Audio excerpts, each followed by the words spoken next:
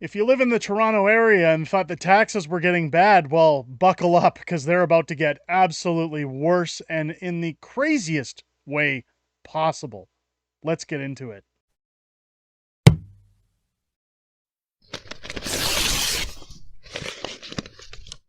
Oh, yeah! What's going on, ladies and gentlemen? Welcome back to the Fringe. I feel like if I had any hair on top of my head, I'd be ripping it out at the absolute absurdity when it comes to what politicians are pushing these days on their policies. We talk about environmental policies, when we talk about um, carbon taxes, when we talk about the infamous increase coming April 1st to people's bank accounts. Nothing is more absurd than what is going on in Toronto. If you haven't heard, and if you're unaware, I can't believe I have to say this. Olivia Chow, the installed mayor of Toronto, wants to tax you for rain. That's right. I don't know how else to say it. They want to tax you for rainwater. I don't know. I don't know how else to build this up, ladies and gentlemen. Welcome to Clown World here on the channel. Let's get right into it. Friend of the channel, Viva Fry, tweeting out, "Holy crap! I could not believe it, but alas, it's true. A proposed rain tax, tax. Eventually, they will just take away your property. At least whatever is left after it all gets stolen by armed criminals. But hopefully, you left your fob by the front door."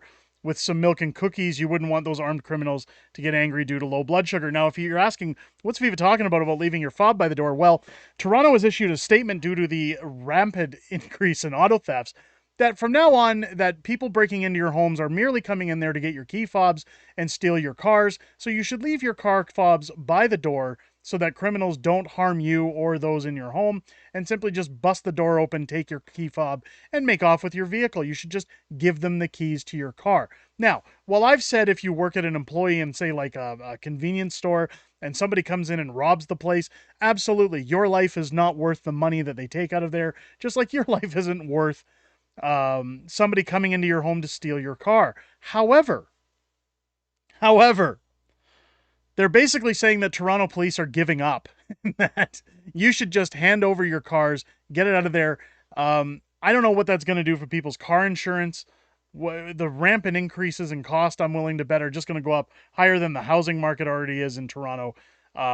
Again, clown policies, but now Olivia Chow, who's more focused on renaming Dundas Street, doesn't want to handle crime. She doesn't want to handle anything else other than tax. We've seen a violent increase in tax in Toronto of the tune of almost 12%, I believe. But now, here we have a clip from Breakfast Television Toronto, and of course the poster child, the poster child for wokeness, Sid Cicero, sitting here to tell everybody about what you can get excited about in the near future. That's what's now running on social media. It's not official, but officials are looking at it. Here are the details. It's called the stormwater charge. I have one in Mississauga. The more flat pavement you have, the more rain runoff will happen, the more you might get taxed. And other municipalities around the province do have this, not necessarily in Toronto. It's in an effort to help improve the city's aging water system. As the city grows, the stormwater system becomes strained, which could lead to flooding and basements being overrun and water pollution, things you don't want. Come on, Sid. Let's back up a second. There, Sid.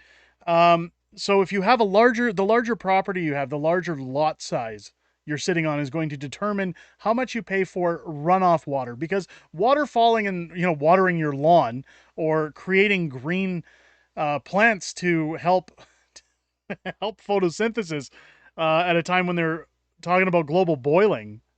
Well, now they want to tax you for the water going off into the storm drain. Now, I know for a fact that in Calgary, on my utility bills, I pay for my water usage, and I also pay for storm and sewer.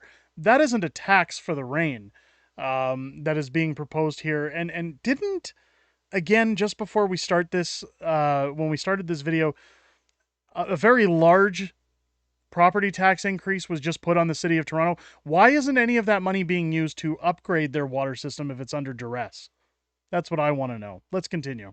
Consultations and public meetings will be held next month regarding the rain tax, discussing the following: a stormwater charge for all property taxes, a stormwater charge credit program for large properties, an administrative water charge referred to as a water service charge. Is this normal stuff to talk about from a municipality standpoint, Tam, or should people be freaking out a little bit? No, I think it's normal just based on the fact that you said in Mississauga, which neighbors Toronto, and in many other municipalities, it is something that is happening right now. Toronto does need that revenue, and I know that Torontonians don't necessarily have the money to pay more at this point, but our infrastructure is aging quite a bit. Tammy, of course, chiming in. Again, I don't know what to say. These are government shills. These are paid prostitutes who shill government policy. So of course they say, is this a bad thing? No, it's not bad. Let's just keep paying. These are people who are paid quite handsomely to do their jobs, by the way. So a tax like this wouldn't affect them in the least. Now, of course, she says, well, people are already under duress. They can't afford these payments. But guys, it's going to a good cause. Tax is just, necessary. I almost want to throw up listening to this person. We have water mains that haven't seen construction or the light of day for like 180 years. It's really bad.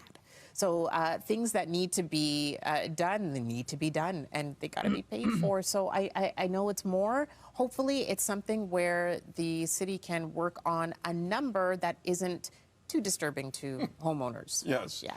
And hopefully the city's hoping that the anger towards the gardener will be distracting enough where people don't notice the rain tax coming your way. Well, I'm glad that Sid Cicero and his co-host could dance around, make light of jokes, talk about the gardener, bring happy feelings toward this new tax that's coming out for Torontonians.